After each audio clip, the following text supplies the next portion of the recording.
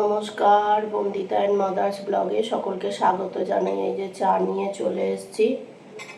আর কি গরম প্রচণ্ড, শরীর একদম ভালো লাগছে না এই গরমে, খুব খারাপ লাগছে, শরীর ভালো লাগছে না।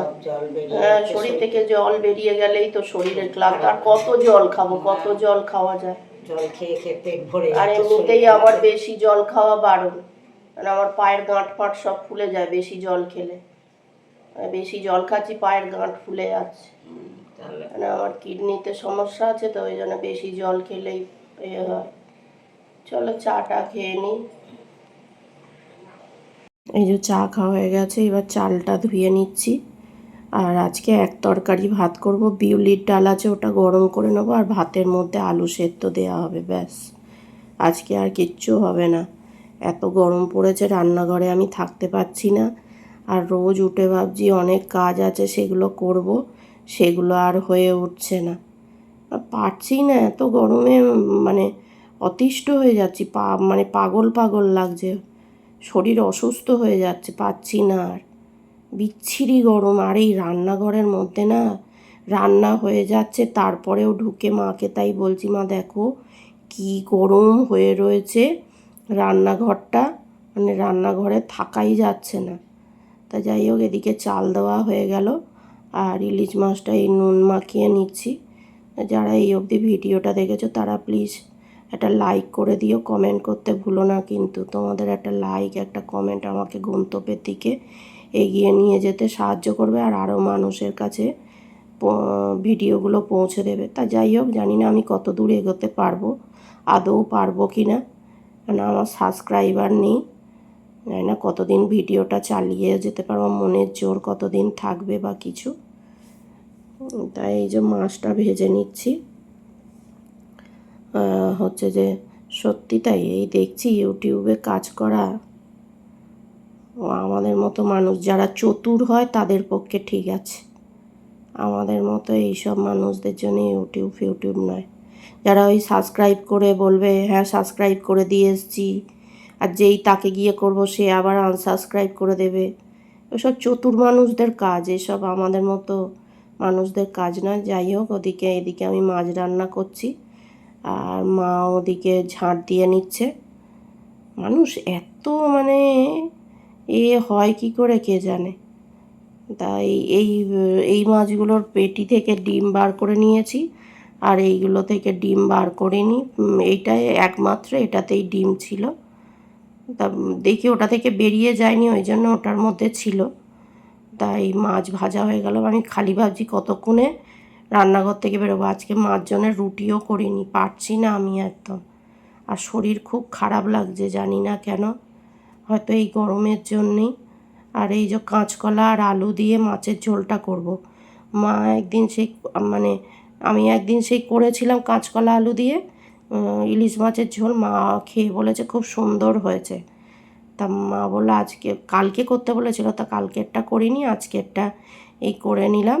কাঁচকলা আলু দিয়ে মাছের ঝোল, ওই আদা বাটা দিয়েছি, জিরে গুঁড়ো, ধনে গুঁড়ো, একটু হলুদ আর একটু নুন আর কাঁচা লঙ্কা অল্প দিয়েছি, মানে বাটা আর কি, দিয়ে এই যে ভালোভাবে কষিয়ে নিচ্ছি।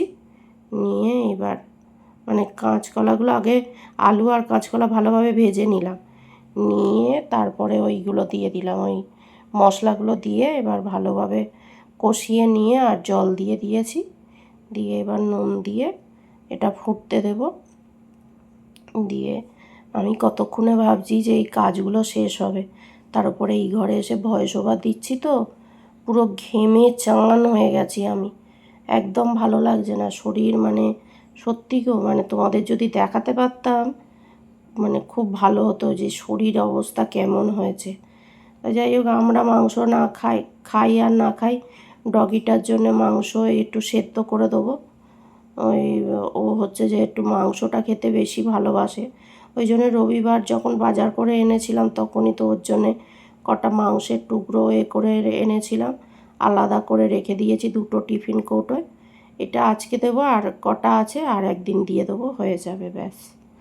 এত মাংস খেতে ভালোবাসে, আর কী খেতে ভালোবাসে আমি বুঝতে পারি না। এক একদিন দুধ ভাত দিলে সে মুখ সেটকায়, আবার এক একদিন দুধ ভাত ভালো খায়, দই ভাত ভালো খায়, আবার মাংস ভাত খেতে চায় না। ও যে কী খেতে চায় ভগবান জানে। তা যাই হোক, আবার কালকে সেই একটা পাগল কুকুর এসেছিল, সেটা ওর পায়ে কামড়ে দিয়েছে। ওর পায়ে না, এখানে পাড়ায় অনেকগুলো কুকুরকেই কামড়ে দিয়েছে, সবাইকে ভ্যাকসিন দিয়েছে মোটামুটি। আর হচ্ছে যে ওই দিকে কটাকে অনেকগুলোকে কালকে ভ্যাকসিন দিয়েছে, আর এখানে কটাকে আজকে ভ্যাকসিন দিয়েছে। তা যাই হোক, দেখো আমার ঝোল ফুটে গেছে, আলু কাঁচকলা সেদ্ধ হয়ে গেছে। এবার বলবে মাছ দিলাম না তো, কই মাছের মধ্যে ঝোলটা ঢেলে দিলাম, দিয়ে বাটিতে দিয়ে ফুটিয়ে নিলাম, কেননা ইলিশ মাছ তো নরম মাছ, ভেঙে টেঙে কোথায় যাবে, ওই জন্যে আমি আর ভাতটা নাবিয়ে রেখেছিলাম।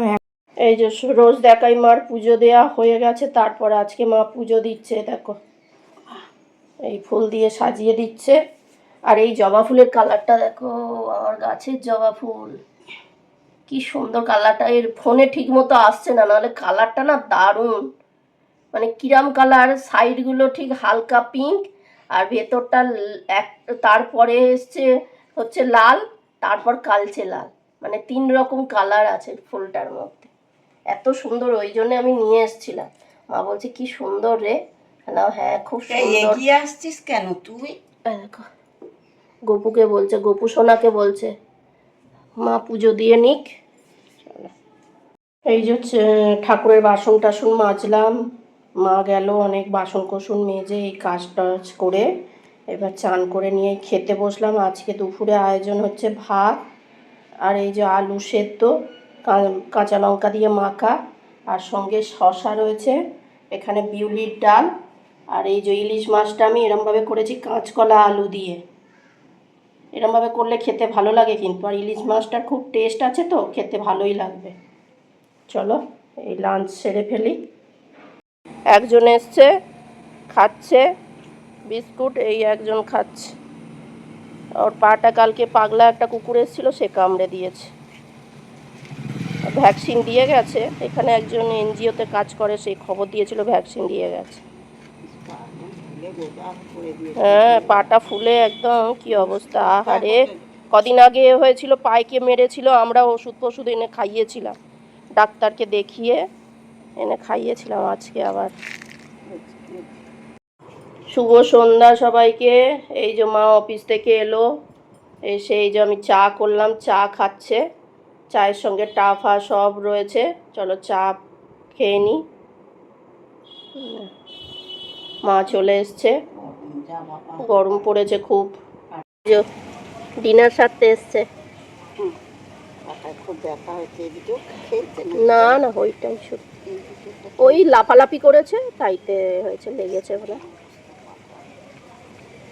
খেয়ে নে, পেট ভরে খেয়ে নে, তবে তো শক্তি পাবি আবার লড়াই করার।